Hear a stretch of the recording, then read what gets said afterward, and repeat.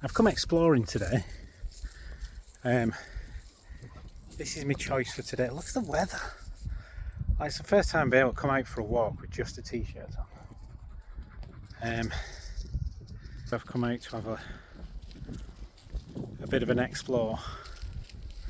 So I've been down to what I thought was the beach, but it's just a mud flat, and the dogs, particularly Maggie, is absolutely hopping now. But you know, that's what exploring's all about, I suppose. Not a big one today, but I did want to kind of make a video. Because I want to ask a question. Has anybody else had... So I had a dream last night, and I'd be interested to know if anybody else has this type of dream. So, Jen was in my dream. We were on holiday somewhere. I don't know where it was. And we were in this kind of complex, and she went to the toilet and then she disappeared. She went to the toilet, she never came out, and I waited for ages and she never came out, and I sent somebody in to try and find her, and she wasn't in there. So then I started to panic, and I was searching this place, and I just couldn't find her. But even when I was with her before, she seemed just disinterested, like not a usual self, just disinterested, not really engaging with me. And then she just disappeared, and I searched, and as I searched I got older and frailer, and then I tried looking I went back to the room. She wasn't in the room. I just couldn't find her, and the longer it went on, the more panicky I got, and I woke up just feeling awful, really, because it wasn't just the fact that I couldn't find her. It was almost like she didn't want to be with me, so ran off, which is horrible. So that kind of freaked me out. And I put it into ChatGPT. What does that dream mean? And apparently it's completely normal. Lots of widows have it. And it's kind of... it's your mind translating what's happened into like a storyline, that kind of your mind's realising that you've lost her, and that's playing out as a story of like actually losing somebody. And then it's your mind's recognition, not that that she's distant, but that emotional connection is distancing as well. That sounds plausible. ChatGPT does a far better way of explaining this, but apparently it's really, really normal to have these weird, quite upsetting dreams. So I'm just wondering, has anybody else had those dreams where, you know, your person you've lost appears to be kind of rejecting you and disappears? Or is it just me?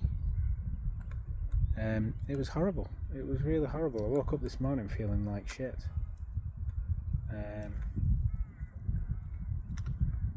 But I'm alright now. But yeah, it just wasn't a very pleasant dream. So I'd be interested to know if anybody else has kind of had anything like it. Because it's not like Jenny. Jenny wouldn't do that. So I think it is just my mind kind of manifesting in certain ways. Did I tell you about the dream my sister had? So my sister Jen, she rang me up the other day. I don't know if I've told you this. If I have, I apologise, but I'll say it again. She rang me up. She said, "Did you have any New Year's resolutions?" And I was like, "What do you mean?" She's like, "Well, a couple of years back, before Jenny got ill, did you have any New Year's resolutions?" I said, "Only to move to Scotland." She went, "Right, you need to sit down and listen to this." She said, "I had a dream last night that I received a voicemail from Jenny, and I listened to it, and it was Jenny going, 'Hey Jen, what do you think of this new house that they've got? I think it's lovely. It was always our New Year's resolution to move to Scotland.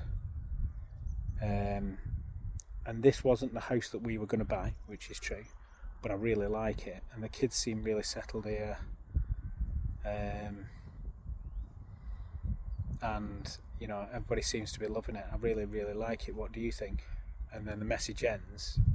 My sister Jane wakes up in a panic at 3 o'clock in the morning trying to find a phone to bring, you know, in a dazed state of to try and, but obviously there's no voicemail to respond to. So she went into work and she told somebody who she works with who's quite spiritual, and went, that's just how they communicate. Like, they obviously couldn't communicate with Mike, so they've come to you, and that's just their way of saying they're happy with what's, you know. I hope that's the case. That'd be really nice. I hope so. Just wish you'd come to me. I do miss her. But anyway, dogs are filthy. I'm going to carry on taking them for a walk. The reason I've come here is because Charlotte and the two mates, get up! Rolling in mud, you stupid dog. Charlotte and the two mates have gone to the baths in Kakubra, to the swimming baths. So I've dropped them off. They're going to go to the baths, and I just thought I'd have a ride out and take the dogs for a walk. Come here, you stupid dog. And I just saw this on the map and I thought, oh, I wonder if I can drive there, I wonder what it's like. So I drove here, and I mean, it's lovely, it's very picturesque, but there's not much of a walk. The dogs can't go on the beach. You can see Maggie is filthy. Are you filthy? Are you daft? Alright, anyway. Right, okay, that's me. I'll do another one sometime. Bye.